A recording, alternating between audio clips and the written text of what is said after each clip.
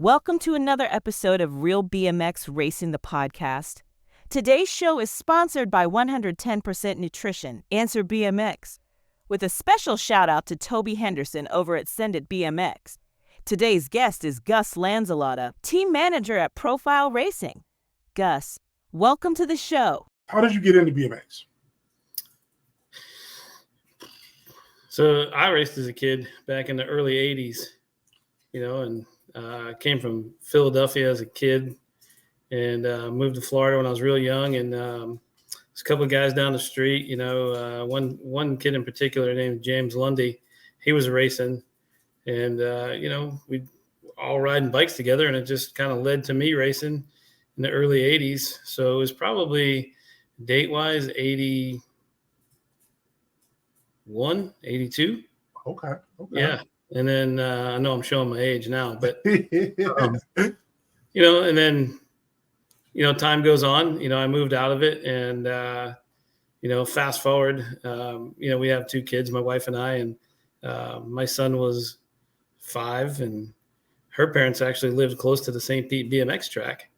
And we would go by it and we would just keep driving, there was no, right.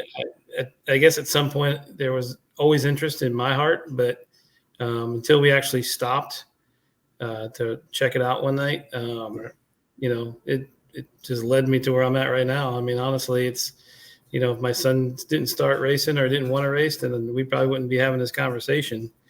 And it's been a long, fun time. As a family, man, it was just amazing to watch my kids grow up inside of BMX. Right. And I don't think you can get a better sport for that. And not banging on anybody else's sport, but I think BMX is just one of a kind for sure. Definitely. Yeah. Did you get a chance to race your son? No, I had not. So it was, I probably wouldn't have done as well. But my daughter raced as well too, so she was really good, and right. he did really well. So yeah, they would have both probably just put me right over the turn anyway. It's one of those things that when I first started racing, it was like 91, 92, and my buddy got me into actually racing. Him and his dad were racing. Right. And I just remember him being like 40 years old and watching him out there, and he was just so stiff. And I was like, I'm never going to be like that. Like, it was rough to look at. And now I go back and look at the videos, and I'm like, I'm exactly like that. Right. Yeah, man. Sure. Yeah. But, it's out there. We're having fun. It's just one of those things where, like, when I got back out there, I forgot how much love I had for the sport. Because, I think COVID basically brought me back to it. Nice. So I was able just to come back to it. And I try to get my son out there just so that way he can try different things and experience different things and everything. So he went out there for a couple of practices. He's like, it's not my thing. So back to the Xbox and Fortnite he goes, and at least he tried it. Yeah, it's not for everybody. Right. It's definitely not, so. But it is a great sport. I'm glad I'm involved. Met a lot of fantastic people over the years. It's really been good for us. So. Now, Profile is how'd you get into Profile? Oh, so Profile, I go a long way back, even before I started working for Jim. We all kind of, like, they went to a school in Seminole, and I went to a school, with Jim's kids in Bogey in Gulfport. But you kind of know everybody. It's a small stretch from city to city. So you run into this person that knows that person. And so I kind of grew up with Corey and his sister. I always had, it's really crazy, but I always had a Profile frame. I had a Champ, with the down tube, the Champ Pro. So I've always been attached to it somehow. Okay. And then when my son started really taking racing seriously, I grew up with Kirk Morrison and Bert Morrison as well from JNR. Right. I've known those guys, man. Bert was just a little dude. He was probably 4 or 5, and me and Kirk were probably 10, and Kirk's mom, Peggy, would take me racing with them. So I'd go everywhere with Kirk. And so as time goes on, my son starts to race again, and he gets pretty decent at it. He's got pretty good at it. So, Kirk Kirk and Bert asked me if I would, if he wanted to join the team, because that year that team was going to be J&R Profile or Profile J&R. Depends on who you talk to. Right. So, it just kind of fell into that, like, I guess, team manager role for that at that point. Kirk was always busy in the trailer. And if I wasn't fooling around with Garrett and the bike, I was always kind of helping Kirk in the trailer. So it just kind of led into running the J&R Profile J&R team. And and it was like a year, maybe 2 years it lasted. And then on the second run, we had our state championship was in Tampa. And I don't know if you remember a guy named Chris Fernandez out of Sarasota. So his dad worked for Profile. Okay. And he came out to Tampa and he's like, "Hey, you got any interest in running our team?" And so, I was, well, you never know. Let me talk to my son, really, because this is his gig, not mine. Right. Right.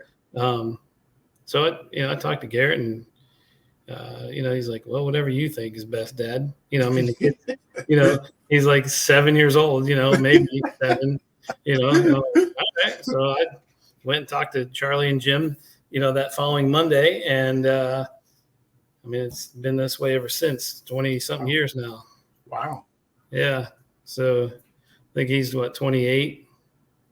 So I don't know, 21 years, I think it's been. Okay. Yeah. So are you full-time with Profile, or is it just something that you just do on the side, or? No, actually I did quit my job, and I'll say this very, very excitingly. Jim made me an offer I couldn't refuse.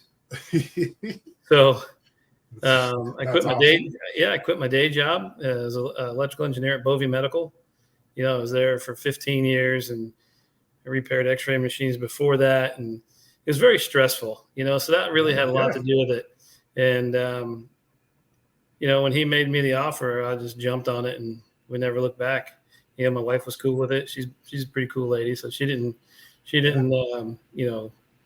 worry about financial, or anything like that. So right. He's like, whatever makes you happy is going to make me happy, and so right.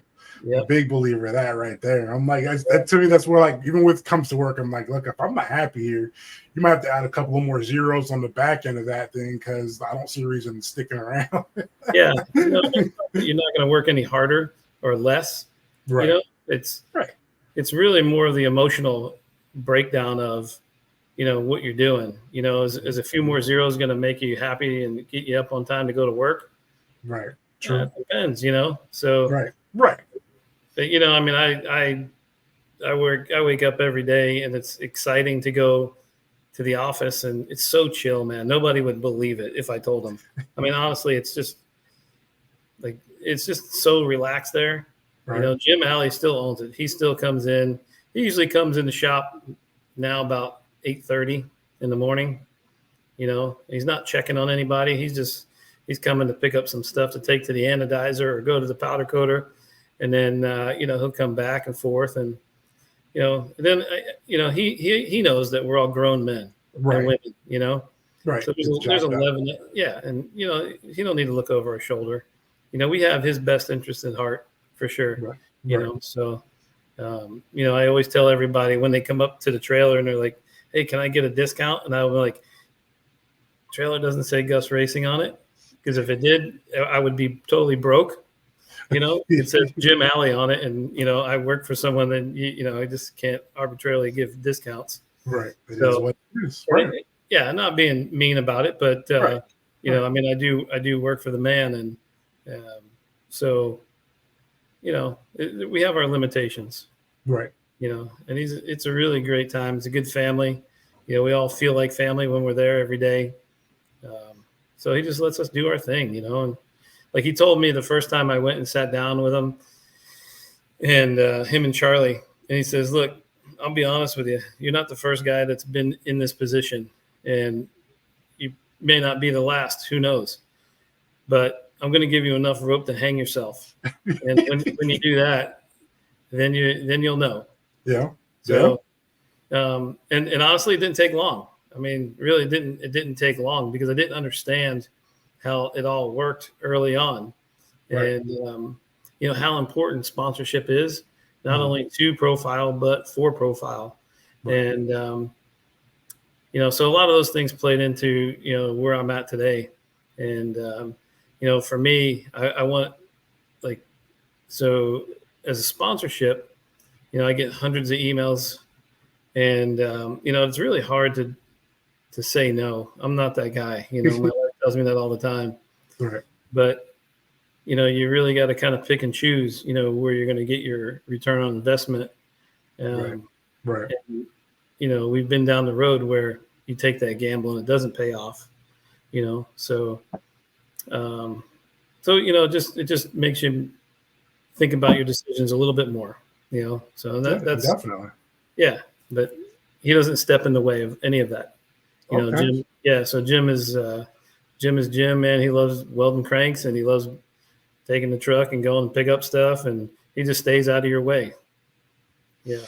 So if I'm able to ask, what would weed out a lot of people who are looking for sponsorship for you? Like, what exactly would you be looking for?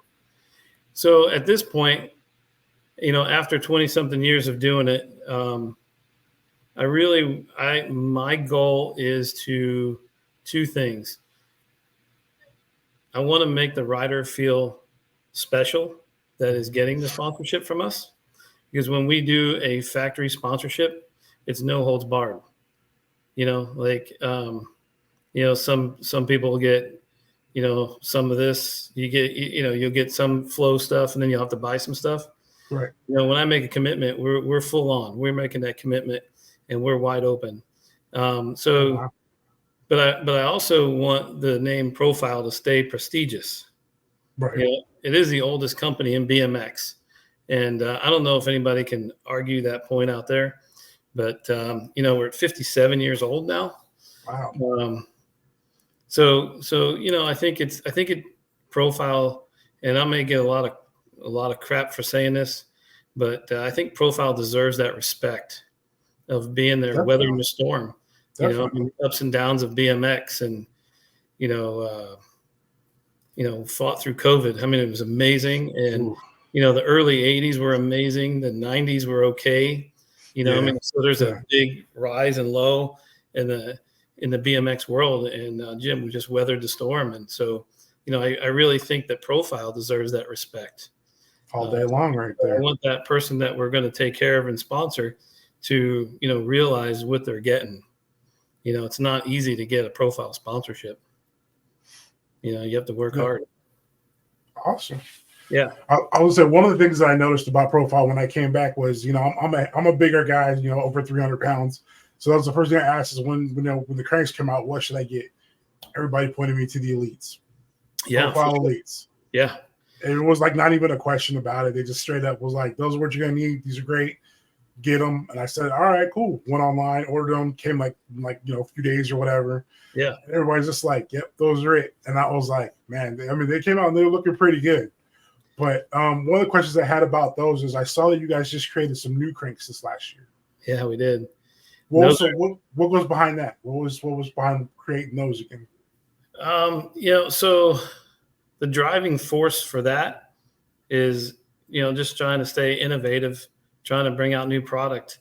And we seen there was an issue with with e-bike cranks. Right. There's a lot of great companies out there that are making cranks and, bikes and things.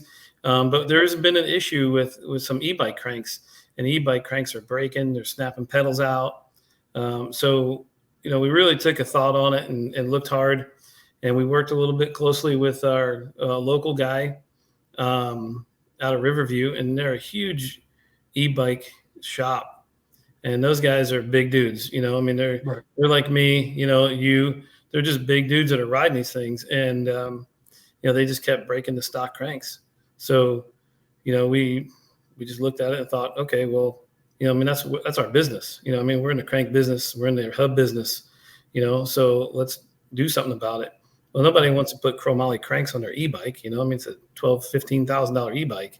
So, And the e-bikes have specific motors, and in the motor is a specific axle for it. So, Specialized has their own axle, and then there's a standard size, like Yamaha and Bosch. There's a bunch of them out there on the standard side. So we decided to go ahead and jump into the aluminum crank game with the e-bike first. Right. And we did that. And, we had 4 guys running them out of Riverview, some big dudes. I mean, this one dude, honestly, Eric, came in and he had to be 8 foot tall. I mean, this dude was just massive. And I'm a little guy, so if anybody really knows me, I'm just a little dude. So, I'm looking up at this guy and I'm thinking, holy cow, like, yeah, okay. Like, what are you even doing riding a bike? And so we gave that guy a pair, and we had no problems. Honestly, the problems that we had were minuscule, where he didn't tighten the cranks down all the way. Like they're supposed to be bottomed out. And it's really not his fault. There's no fault in the matter. It's just it was one of the things that did happen. We didn't have any issues with pedals breaking out of the crank arm. We beefed up the pedal area. So the little cutouts are strategically placed, for strength on the arm. Okay.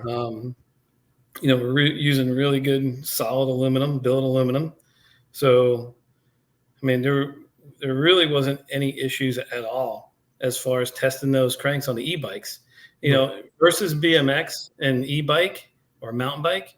Coming out of the gate is where all the pressure is, I think. That's just my opinion. Yeah. Maybe I could be wrong, but in the e-bike, I mean, there's a lot of torque there, and if you're climbing on that electric motor, it's helping you, but still there's a lot of power, climbing a mountain on a regular mountain bike. There's a lot of power putting on those cranks and those pedals. So we didn't have any issues. And we just decided that, okay, well, we're going to take our chances in the BMX world. I mean, it's a huge leap compared to mountain bike, because the mountain bike world we've been involved in for a really long time. Right. But still, there's this little, we're not from California, so people don't really know us too much. We've gone out to Sea Otter, we've had our displays. I've had people come up and they're like, "Oh, well, who's Profile? What do you guys do?" And I'm shocked. I'm like, "Holy!" Yeah, I was saying, "Wow." Like, one of the oldest companies in the bicycle industry. So jumping into that, it was just a hold on to a roller coaster ride when we launched these things. Right. For BMX racing, because we're always known as the chromoly people. We have the chromoly elite cranks. We had, the 19 mil race before that, and they've all had the 48 spline. Right. And that 48 spline is, I mean, even back when I was a kid, I mean, it was indestructible. You couldn't strip the splines on that. And yeah. As far as I know, the history of Profile, there's never been anyone to strip the arm. Wow. Or the splines on it. I've seen them break. I've seen dudes jump off roofs and just bend arms. I've seen a lot of that happen, but right. So that's kind of hard to compete with. So now, fast forward, we're getting into the aluminum game. And at first we did one with a 48 spline, and then, we didn't like it. I think it just, I don't know, it didn't change anything. Because that's always something that we've always had. So we went to an 8 spline tapered axle, right. And it works really good. So we tapered the center of the axle down to save weight. Right. I can't stress enough that, I mean, we haven't seen any of them damaged at all. I mean, John's been riding it for almost two race seasons now. So John, Rowdy, and Drake have been our little test guys on it. And some people may say, well, Rowdy's not heavy enough, and Drake's not, heavy enough. But I'll tell you what, those boys jump, and they jump big stuff, and they come out of the gate hard. Right. And when John sees this video, he's either gonna call me right away or he's gonna laugh. But John, that's my ride or die. But so I can say this, but he may not be the fastest guy out there, but he is one of the damn strongest ones out there. You know, he is built like a tank. And when that dude comes out of the gate, there ain't nothing but pressure on those crank arms. Right. So, Right. you know, in between all of our design changes for the BMX world, we didn't have any failures at all. Wow. So, no, it was really great. And, Yeah. you know, so leading into that, then we go into just before Tulsa, we decided we were going to launch a soft launch on them. So we made it. We only made a few because our machine could only make 2 arms at a time. So we made a few, and then in Tulsa there was some scuttle about Shimano not making the DXR any longer. So, you know, I mean, I didn't really pay too much attention to it because they're a huge company and they got a lot of resource. Yeah. So it could just been just a, you know, scuttle. But from what I understand, it's pretty true that they're not going to make BMX cranks anymore. And I mean, what a great opportunity! I think it wasn't planned. We didn't plan to drop the Elite aluminum cranks, you know, because they were leaving. I think everybody knows that we go head to head, and with any company, you know, I think you know, everybody has to get their little piece of pie. I mean, there's a bunch of great companies out there that make product that we deal with every day, and we, you know, we compete against, if you will, every day. You know, so I don't think anybody's making, you know, anything bad. You know, it's just how much pie do you want? You know, so knowing that the Elite aluminum cranks have just been amazing so far.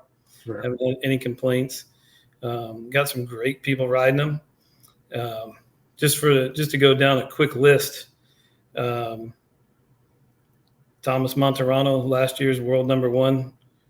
You know, unfortunately, couldn't defend his title this year. You know, at the Worlds, he got hurt. He's been riding them. He's super fast. You know, I suppose, you know, that guy's going to go somewhere, you know, far. So Alexis Alden's been riding them. She's a little ripper out of Georgia. You know, her dad's pretty cool, dude. So she's been riding them. Felker out of South Carolina. He's been riding them. He's on the Riff team. Chris Felker, you know, my guys, you know, Rowdy Drake. And now I have Connor Beckley on him. He's 11. And we made him some 165s. Oh, wow. Dude, they're sick. Right? So even the little kids are getting in, you know, we can accommodate the little kids that want to run them. You know, I mean, they're pretty stiff. They're super stiff, man. They're light. I was going to ask you that about, so comparing the new ones to the ones that you guys normally have for the weight weenies out there, is there a big difference? There's a huge difference. Absolutely huge difference. Now, I don't have my paperwork in front of me because we're doing this at home. So I'm going to just go off my memory, which is kind of fading. But our biggest competitor in the crank world advertises their cranks at 700 or 910 grams. But they don't list the bottom bracket with that. Ours with the bottom bracket, spider, cranks, axle, 911 grams. Okay. So comparatively speaking, you know, if you want to throw the bottom bracket in on our competitor, you know, we're all going to be about the same weight. So now it's just your choice. You know, here it comes down to what you feel comfortable of buying. You know, and I got one answer for that. So whenever we get to that part of, you know, why I think you should buy Profile, I will tell you. Excuse me one second. Let me grab a water. Yeah, sure. All right. Sorry about that, but thank you. So, yeah. So whenever you're ready for that question, you know, I'll definitely answer that question of why, you know, I think you should buy Profile. So when they came out to make the profiles, the cranks now, was the thought process to make them for bigger, heavier, more powerful people, like, or was it just like, what was the process, do you think, that went into making the new set of cranks, other than the fact that you were going for the e-riders and mountain bikes? Is it something that was in the back of your mind to be like, all right, we can flip the switch and they should just roll right into this one, or It should roll right into this one. I mean, John. I mean, I don't even know how much John weighs, but he's a big dude, And again, he hasn't had any issues with him, I don't know, and I'm being brutally honest with you. I don't know if there's any bigger fellas riding them to tell you anything different than you should not have an issue with it. Right. I mean, it is a 30 mil tapered spindle. I got to make that clear that we tapered the center down, but the diameter of the bearing is 30 millimeter, tapered interface, 8 spline. So nobody should have any issues with them. Right. I don't believe anybody's going to bend it. I do know and we have a huge distributor in Australia, and they're just buying them like crazy. But there is one guy I did meet at the Worlds, which I've known. I shouldn't say I've met him, but I known Matt White for a while, and he 50-50 to jump just before he left to come over from Australia, and he was so happy to come over and show me that he didn't do anything to him. I mean, he's running a BB86 on his frame. He's running the Supercross frame. He's got that new Supercross frame, and he didn't have any issues. Not with the bottom bracket, not with the frame. And he said he 50-50 the pro jump in Australia. But he was super stoked to come over and show me nothing happened. Yeah, tell me a little story, and it's like, hey man, nothing happened. Appreciate it. So, hats off to Matt for one, not getting hurt, but really putting the cranks, I think, through one of the tests so far. But I don't think anybody's going to have an issue, and I don't mean to sound like I'm backpedaling on it, but we just don't have anybody, 300-400 pounds riding them. I mean, when we came out with the elites, we had that same feeling. We just, at that point, I mean, anything could happen. Right. I mean, We're not just talking profile, but if you're running, I'm a big dude, so, if you're running whatever crank, I mean, you're just taking anything could happen. It doesn't necessarily have to be profile. It could be other brands out there. I did meet a guy from South Africa at the Worlds. Came all the way from South Africa, and he was running U23, and he 50-50 the jump, the pro set. And John Alden, Alexis Alden's dad, called me and said, "Hey, you at the track?" I said, "Yeah, man, I'm here. Do you have any cranks with you?" I said, "Yeah, I do. I have plenty of cranks with me." And he's like, "All right, I'm going to bring this guy from South Africa over. He needs a pair of cranks." I'm like, "All right, no problem." And he brings him over and he shows me the crank, and it's obviously bent. And the dad was like, all I did was stand on it on his bike. Right. I put pressure on it, and look, it's almost straight now again. And I'm like, "Oh, okay, all right." So Almost straight. we started talking. Yeah, he almost straightened it. And this is God's honest truth, man. So it is what it is. But so we started talking about the cranks, and and he's getting excited. John he's a firm believer. His daughter Alexis is just, I mean, she weighs probably 90 pounds, but still she's loving them. She feels like they're so stiff. So this young man's pretty excited. His parents seem to be excited, but I didn't have the right size for him, which kind of stunk. I felt terrible. Right. He needed 180s, but we haven't made 180s yet. Wow. And, so I was just like, all the wind was taken out of my sail. I'm like, damn, man, because I really want people to see how good they really are. Right. Right. I mean, I don't have the experience of riding them, but I have the experience of talking to Justin Rydell. He's one of the Masters guys that came out of retirement.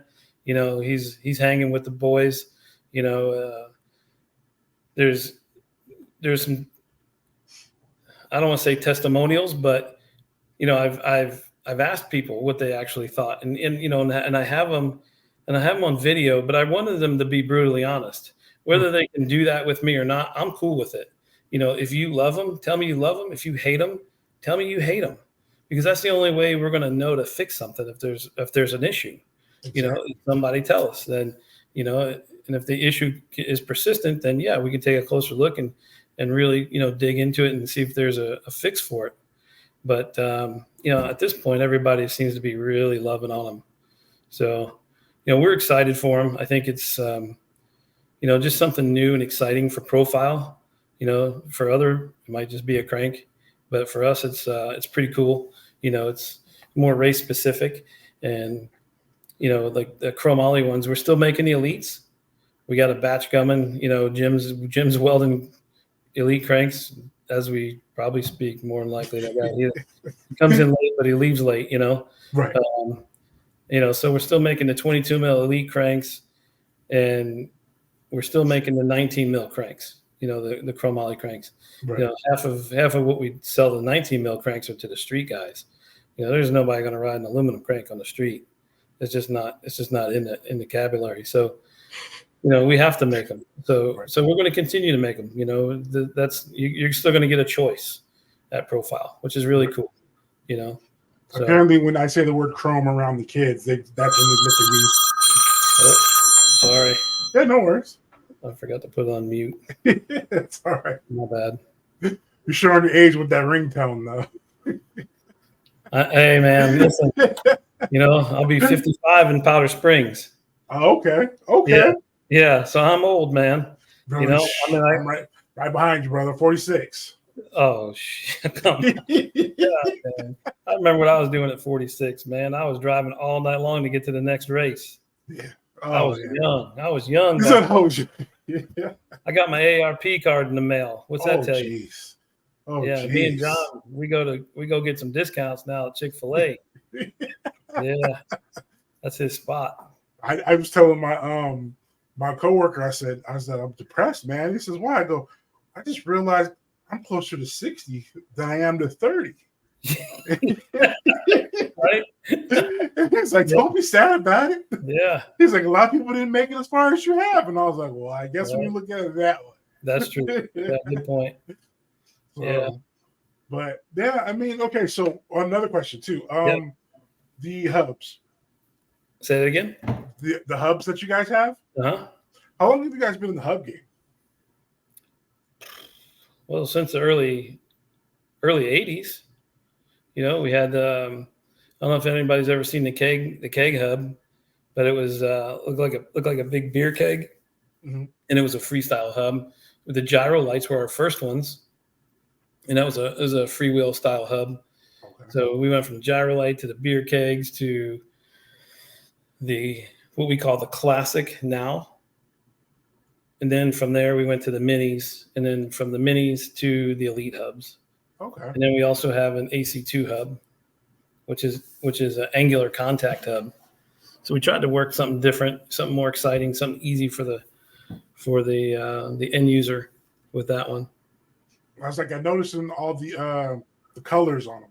Yeah. And I was sitting there looking at them like, oh man, so many options. So many options because it's like I guess as we get older, we look at it and it's just like, man, it's like changing out your shoes. You got to accessorize. I'm like, dude. Yeah, about that. Dude, Martha Stewart is trapped in here, man. Like, you ever see my guys in their kit? That's the only thing I get to do, man. Is just like, yeah, she's just raging inside, like trying to get out. But I love to coordinate. Yeah, I mean, that's a great look. I like them. I was looking at them, and I'm a big fan of like. Some people like the powder coating look, but I'm more like the anodized color chrome looking. That's always just something to me that I'm just like, I look at it and I'm like, yep. Yeah. No, it's clean looking. We try to keep it clean, and that's a big problem. I mean, I say problem because I'm like OCD about it, but like I like everything to be clean. Like there's, I don't know, overdone is just too much for me, and hence that's the reason why like the Elite Hub is smooth. And doesn't have a crazy pattern on it, because I just wanted something clean, and we wanted just smooth lines, looks fast, So same thing with the 20 mil fronts that you have a picture up now. But Elite Hub has at first it wasn't selling all that great, because people didn't understand it. Right. But now it's definitely taken the high road over the mini classics, the mini race ones. Right. Yeah. So just to clarify something too on the mini race, the mini race name doesn't mean it for little kids. It means that when we transitioned from the high flange classic hubs, we went to a mini flange. So anybody can ride it. No matter how big, how small, how old, it doesn't matter. Okay. So I get a lot of questions about that all the time. So hopefully some people, will tune into this and will be like, okay. Yeah, because I thought that's what when I see the word mini, I'm a big guy, so I'm always just like, I'm gonna go ahead and stay away from that. Yeah. You'd be perfect. You'd be fine on something like that too. So, and I mean, we offer so many different axle types for both BMX and freestyle that there's no reason to buy anything else really. Makes sense to me. Yeah. So we're getting closer to that question as I keep going on. I'm just gonna wait. So why profile in general, or why cranks? Why profile in general? Yeah. But let's answer that. Why profile in general? Why should anybody want to switch over to profile? So on the and I'll speak from my side, race side, and we usually handle this on the freestyle side as well. Our freestyle team manager is Matt Copeland. He's been in the business forever. I don't think he's ever done anything else, to be honest with you. He's like Brian Fell, was born into it and he's still there. So, but for me, and I don't know how many people have seen, we've never shied away from buying the biggest trailer that we can get our hands on, and, so I call it bringing the factory to you. Right. And I'm always honest. So anybody you can ever come talk to, they'll always tell you, man, I'm just like brutally honest about it. Bringing the factory to you is worth more to me than anything else that we're doing. I love my team. We need to have our team. Our team is amazing. I think I have the best team on the planet, but even my team brings the factory to you. And that means, when you're at a local race prepping to go to the national, everything's always really cool. Nothing ever happens. But when you get to the national, it's like, and I don't know if I can say this, but all hell breaks loose. So, things happen. It's just like everything's just going chaotic for some people. Yep. And, having that trailer there is bringing the factory to you. If you want to come over and you want to ask questions and you want to see how it's built, we can show you that. You want to come over and do maintenance on your hub, we can help you do that. You want to fix something on your hub, we have everything in that trailer to fix whatever profile and even some other brands, believe it or not. Right. But we've done that a lot. You can ask Jason Carnes about that. But that's what I have to offer when you go buy profile. If you ever called profile, either I'll answer the phone or Matt answers the phone or Shane. We don't have an answering system. You can't press 1 to get this guy or press 0 to talk to the operator. We try to keep it personal. And I think that is probably like the one best part that Jim has instilled in all of us. Right. Is that, we have the capability of going into the future, but he likes to stay personal. So he wants you to talk to that person. We want people to call us and talk, ask us for advice, things like that. So having that trailer there is more than just a fancy, trailer that has profile on it and, a pit area for our riders, anything that you could think of except for breaking a flange, we can fix in that trailer. And I can't fix the flange, but I can certainly take care of it a different direction. But that's what the trailer is for. Right. Yeah. We're there to help the vendors. So there's a lot more to it than just a big trailer. So that has always been my passion, is bringing the factory to you. And if you buy something, a profile part, whether it's from JNR or Powers or Full Tilt or Power Cycles or Albies or Empire or Circuit, any of the core shops that deal in just BMX, Right. you're going to get me at the track as well. So I think I just opened up, what we do at the track, so we invite everybody to come over, take a look at it, touch, feel, ask questions. You want to do maintenance because, you haven't done it and you're not sure, come over and we'll do it for you. I'll teach you how to do it. Right. Those are the things that we offer. Wow. That no other company does that. And I haven't figured it out yet. And I might be shooting myself in the butt for saying it, but there is no other company that does that. There's no other company that brings the factory to you. And, those other companies are amazing companies. They've done it right, or they wouldn't be in the business. They wouldn't be as far as they are in the business, Right. so I'm not being negative. I'm just saying Right. this is just something that Profile offers above and beyond buying a great product made in the USA. That's pretty dope. I like that. So there's 11 of us, not counting Jim and Nancy. And, we really take pride in being made in the USA. Yeah. So I'll tell you this. So we were so excited about those new cranks that Jim went ahead and bought a new machine. And so now we can make 6 sets of cranks at once, instead of 2 arms, instead of 1 set. So it's pretty cool, that he actually, he always reinvests in his business, but to get serious about these new cranks was pretty cool to see. He's super excited. Right. Yeah, definitely. I think everybody's pretty excited at the shop. So it'll be worth it. I'm just going to tell you that, if you're at the track, it's always worth it. It's always worth to come over to Profile, Yeah. Now the one question I do get, and this kind of rolls into bringing the factory to you. Right. And, a lot of people, they ask me this all the time, when they're comparing our product to somebody else's, like buying our hubs against someone else's hub. Right. And, they ask me, is it going to make my kid go faster? I'm going to tell you no. My hubs are not going to make you go faster, but this is what you're going to get when you purchase Profile. Right. You have the availability to come over and take care of whatever it is that you have a question about.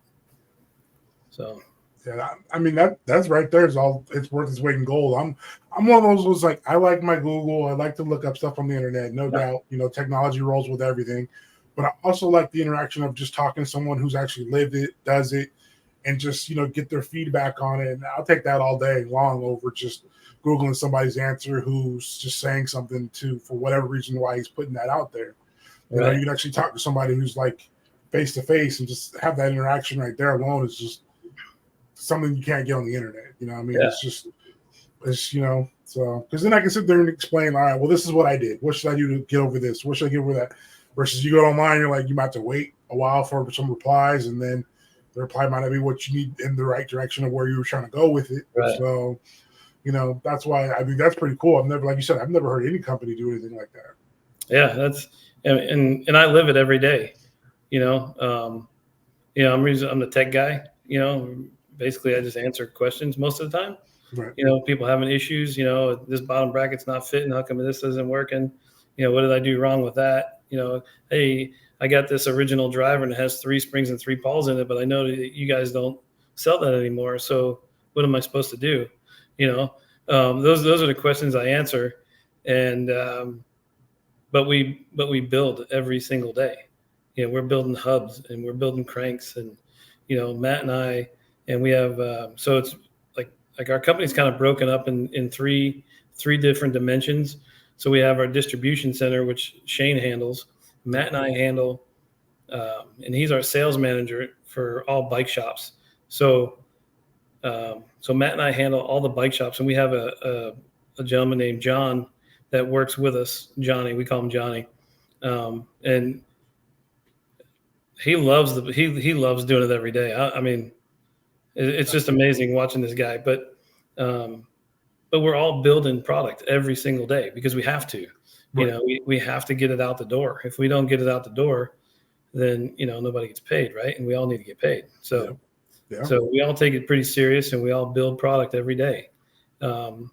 And I have fun. I have fun doing it. You know, there's a lot of things that not on my whim, but there's a lot of things that we've all built that we can make better because we've built it so long. We're out there. I'm out there at the track, and I'm watching people, and I'm, you know, talking to people, and, you know, they're, you know, the things that they tell me, I really take to heart, and I bring back to the shop, and we try to make improvements as fast as we can.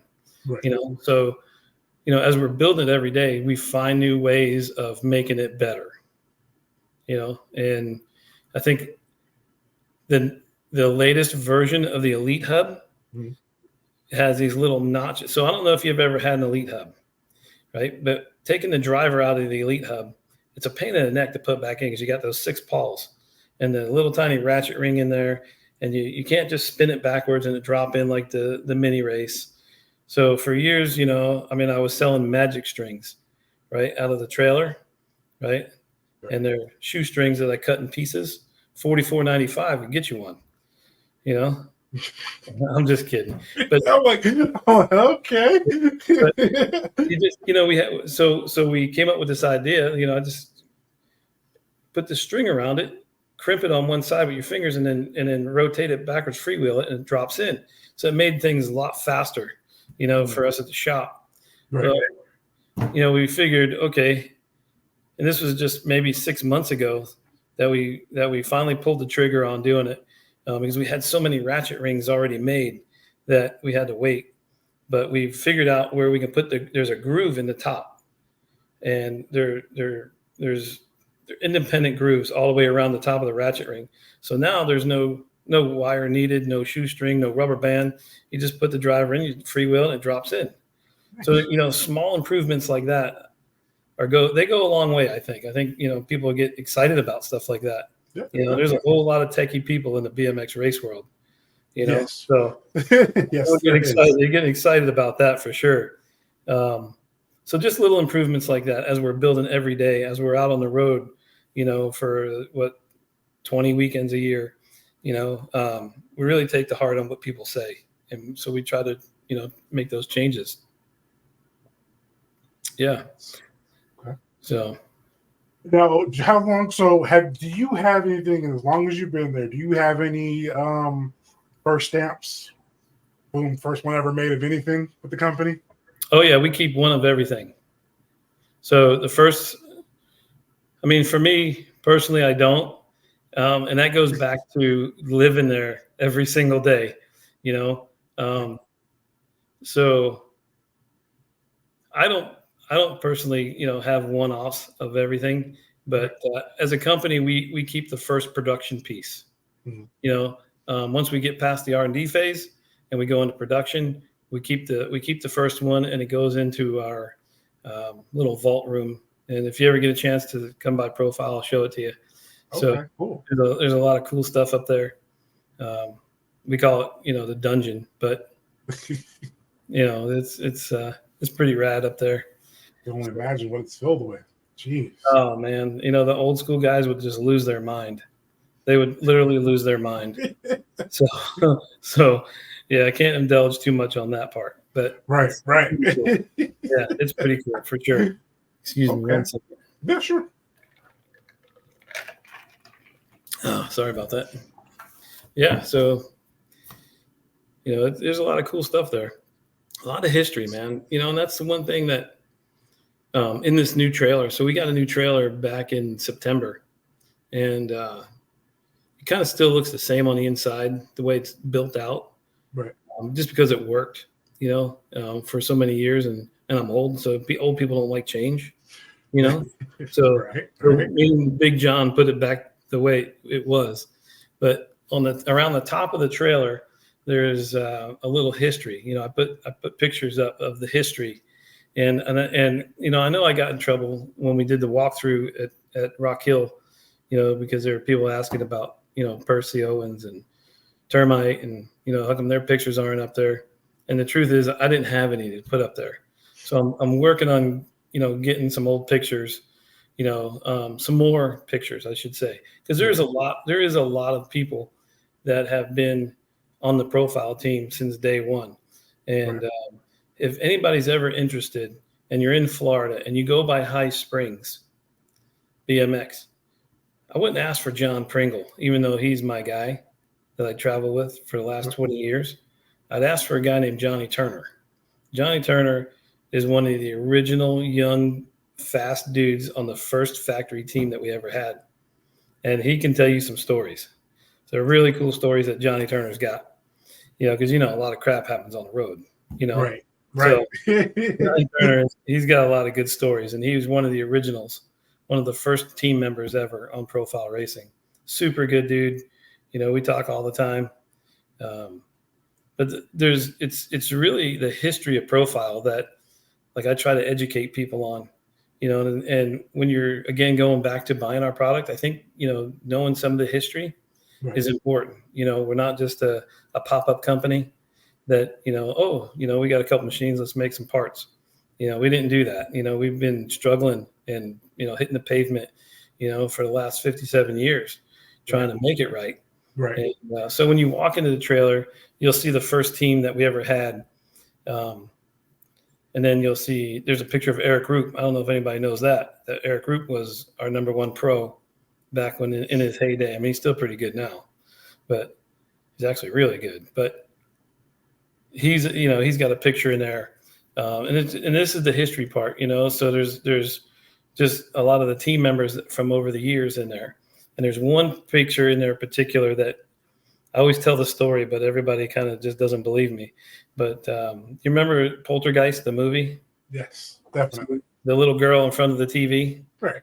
Heather O'Rourke, she raced for Profile before she made that movie. No way. You got to stop by and see the trailer, man, next time.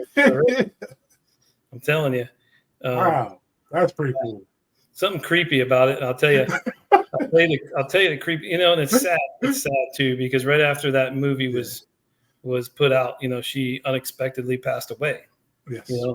And me being me, I don't go in the water. I have a boat, but I don't go in the water because I don't want no sharks. If I can't touch the bottom, I'm not going in.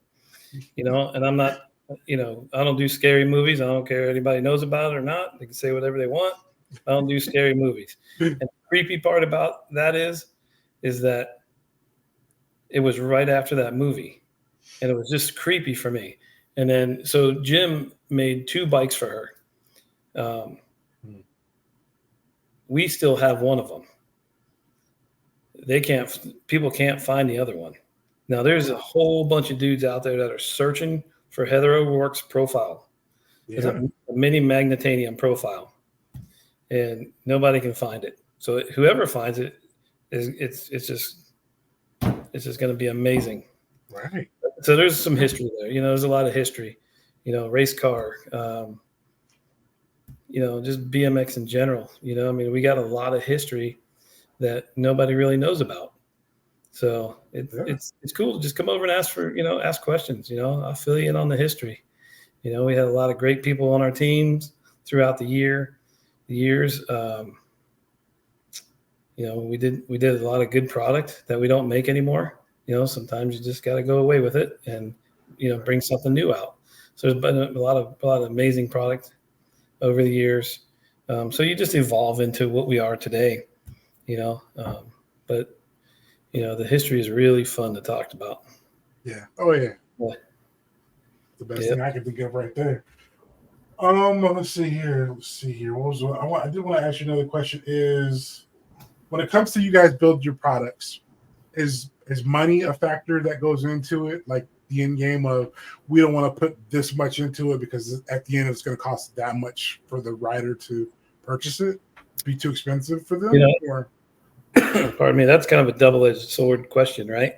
Yeah. So if I say no, then people But the truth of the matter is that the new cranks, like, we'll just use the new cranks for example.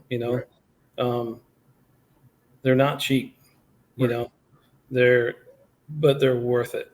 Yes. Again, because you're bringing the factory to you, the warranty, you can call and talk to a real person, so there's a lot of those little things that go into that. Did we arbitrarily just come up with a number and say, okay, this is what we're going to charge? No, absolutely not. There's a lot of hands that touch that. Right. So, between buying a new mill machine, the Corey Alley who runs it. So, from the raw material to the finished product, there's so many different, what's the right word I'm looking for? Processes that go into making that crankset. Right. That, there's no way we could charge, $300 retail for it. It's just not possible. Right. Every guy, and this is not just a profile, but I think in the United States, you can't, nobody wants to make minimum wage, right? Right. So, yeah. Me coming from the medical field, and I've dealt with this for a long time. You either pay well and you get amazing results, or you pay less and you get crappy results. So all of that has to go into the decision of where we're going to be on charging for product. And I think anybody out there that is in the business can agree with, how much that you have to put into it and come up with that. So, yeah. But I will tell you this too. So in 2017, we had a price increase from 2000. So from 2000 to 2017, we didn't raise the price on anything. Right. From 2000 to 24, or 2017 to 24, we haven't had an increase. Wow. So imagine the inflation of everything going on right now. Yeah. Of aluminum up and down.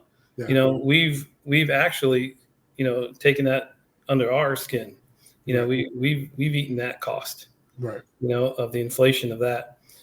Here's another crazy thing and it's been happening a lot lately. But if you ever go to a restaurant and here they're putting it on tables where if you pay cash, it's cheaper than it is to use the credit card. They're gonna charge you a service fee. I don't know if that's anything new where you're at. I haven't heard that one yet, but I see it at gas stations. Yeah. So for us here in Florida, that it's pretty much all of the restaurants now are charging a service fee. And if they don't tell you, it'll be on your bill, $3.50 service fee for credit card. Right. And that has gone crazy, I think, here in Florida. Jeez. But we're not doing that. All of our shops, everybody pays with the credit card. We're not nickel and diming them. We're not that hungry. We're hungry, don't get me wrong, but we don't want to take advantage of anybody. And I think that's a lot of taking advantage of. Right. I feel like I get taken advantage when, I'm trying to use my debit card for, a $50 meal with my wife. Yeah. And it cost me $55 without the tip yet, Right. Which, like, come on, man, seriously, we all work hard. Yeah. But I get it too on the business side, companies are losing, a lot of money. My wife told me not to ramble, but I got to tell you this. So 2018, me and John left Louisville, right? And I don't know if you ever seen the other truck I had, a 650, F650. And man, I love that old girl. And we were cruising home and the motor decides to blow up. Here we are, we're stuck on the side of the road, whatever, Fast forward, we get the truck home and I take it to the diesel guy that we always use. We go to pay him, it's upwards in the thousands of dollars to fix this truck. Yeah. More than 19,000, so we'll just leave it at that. And the guy says to me, he's like, because I always just give him my credit card. Here you go. Here's my credit card. Right. And he's like, listen, if I run your credit card, I'm going to charge you 3%. And I'm like, are you kidding me? He's like, no. So here's your card. Go back to the office, get a check, and save the 3%. Yeah. I'm like, yeah, good idea. And that's when it all started really happening, because he was telling me that he lost $180,000 that year by eating that 3%. Yeah. Yeah. So it's just been running rampant throughout Florida. Everybody's charging that, but we're not doing that to people. Yeah. You know, That's good. Yeah. That's cool. Yeah, the alleys are really in par with how people are. You know, I mean, people work hard. You know, you go to work every day, busting your butt for 8 hours a day, 10, 12, however long you're there. Right. And then, you know, and if you're going to spend your hard-earned money at Profile, we respect that. Yeah. Totally. Yeah. Yeah, that's pretty cool. Like, but I can't believe Florida. Florida's Florida, though, right? You guys are always on the news for something. It sucks here, man. I'm telling you. Hey, I'm from California. So yeah, it's just as bad there. Right. I'm like, so there. I get it. You know, like we're different crazy from Florida, but both sides are crazy. Yeah, I get it. Totally. Yeah. Yep. So, well, I guess that's it. You basically answered everything that I had for you. Oh, I appreciate it. Well, thanks for having me, man. It's been fun. Definitely. You know, I just encourage people to come over to the trailer when we're at races, check it out. You know, talk to the riders. They know just as much as about the product as we do. Now, can they generally find you at every national or at just certain ones, or? Yeah, not every national, unfortunately. Just look for the big, huge truck. Yeah. So not at every national, but we try to get to quite a few of them. You know, this last national, Tennessee, I haven't been to in a while, but it's usually my wife's birthday. So, you know, a few years I did it, and you know, I stay married. So I just, you know, unfortunately I don't go to that one, right. But I should. I like to go to that. And, you know, but most of the time it's usually, you know, the Rock Hill. We'll venture out to Rockford once in a while, but it's a long drive, you know? Right. So all those, you know, and just to put it in perspective of why I don't go out to California with the truck and trailer, you know, it's just a long time for me to be out of the office, you know, so traveling that far and then on the way back, I'm usually, a 3-day drive. So it's 6 days right there, just being out of the office driving, you know, and I mean, I love what I do. I think for me, I'm probably the most spoiled team manager in the business, but, you know, it's hard to be out of the office too. So. Yeah. But we go to our fair share, man.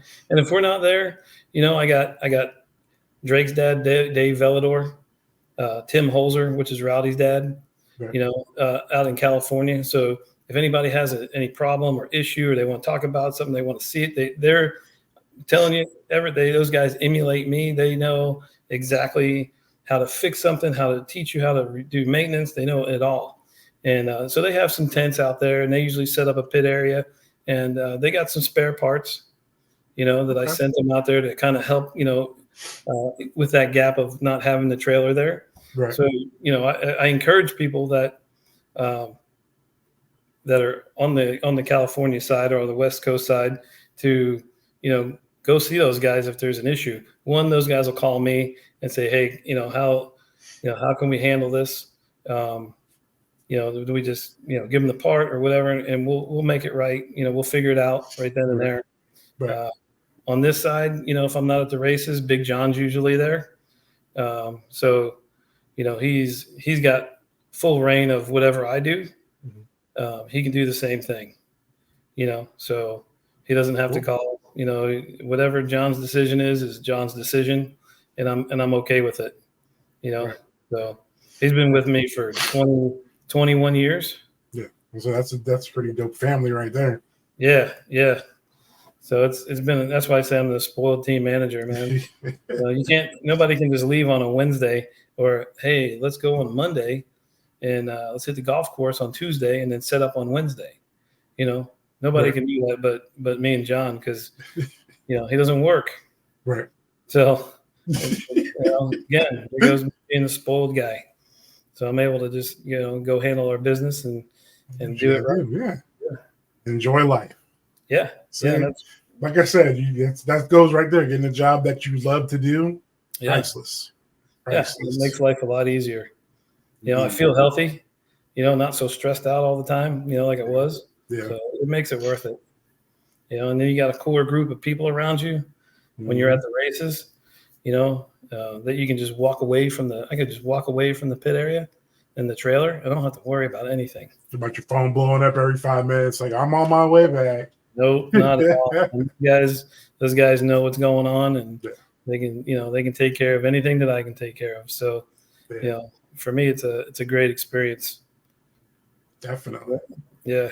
So I was to say, you definitely got this one definitely fell into your lap, but it sounds like something that you grind for and got there and got to it and was able to do. So that's pretty cool. And your name and reputation spoke for itself. So you built your own brand within the company, Yeah, thank you. I mean, it only took me 30 days to hang myself, as Jim said.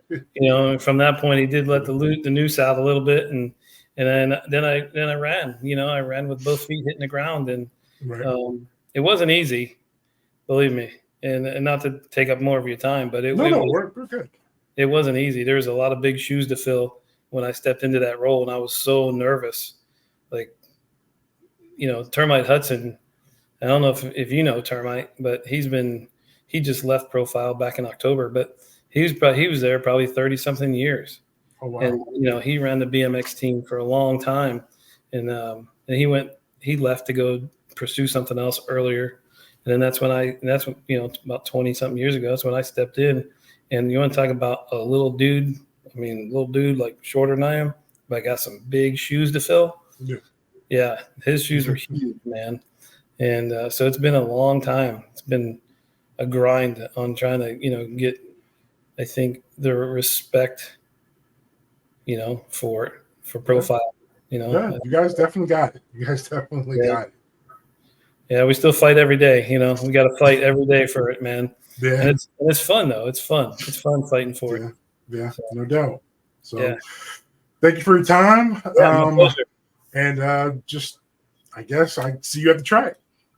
I'll be there, man. You come by and see us at with the trailer. I'll buy. I will, and I'm gonna have questions because I don't touch my bike.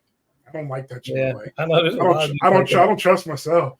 There's a lot of old dudes like that. I was like, come on, man. Everyone's like, I'm like, yeah. I even tried to do one time, and I was like, all right, I took my front tire off, and I put it back together, and I was like, that doesn't look right. And then they're just like, and I went to go race, and I'm like, it still doesn't look right. And someone was like, yeah, you put it on backwards. Everything's like all that. I'm like, so my tire could pop off, right? And they're like, yeah, you can. Oh, man. And normally I'm that guy that if you ever hear nobody's out there but not pedaling, that's me. I'm just the guy not out there pedaling. Right. And so when I saw that, I really wasn't pedaling. And my girlfriend just looked at me and she's like, why are we here? Why are we here? I'm like, you didn't like my parade lap? So do you ever get to this side of the country at all? I'm in North Carolina, so I'm born and raised in California, but North Carolina is where I've been, I say, visiting for the last 15, 16 years. So you were there at the Worlds? I was going to go, but I had to work. I got you. Yeah. And I'm glad I didn't because the guys, that weather was just, I was at work raining while all that was happening. Oh, man. So, and I got to watch my buddy, Brady, the 12-year-old, got the number 6 World Cruiser.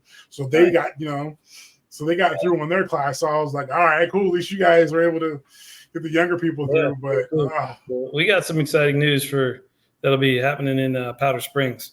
So I won't divulge it, but it'll be pretty ripping. So, yeah. I'm going to try to go to that. I'm like leaning on it. I'm just like, all right. Well, come over, man, and I'll buy you a water. There you go. Heck yeah. There you go. If you would have said cheeseburger, then I more than likely would have showed up. But yeah, we don't cook anymore, man. And I can't buy you a beer, so I have to buy you a water. There it is. Yeah. So, all right, brother. Well, you enjoy your night, and I'll talk to you next time. All right, man. Thanks. See you soon.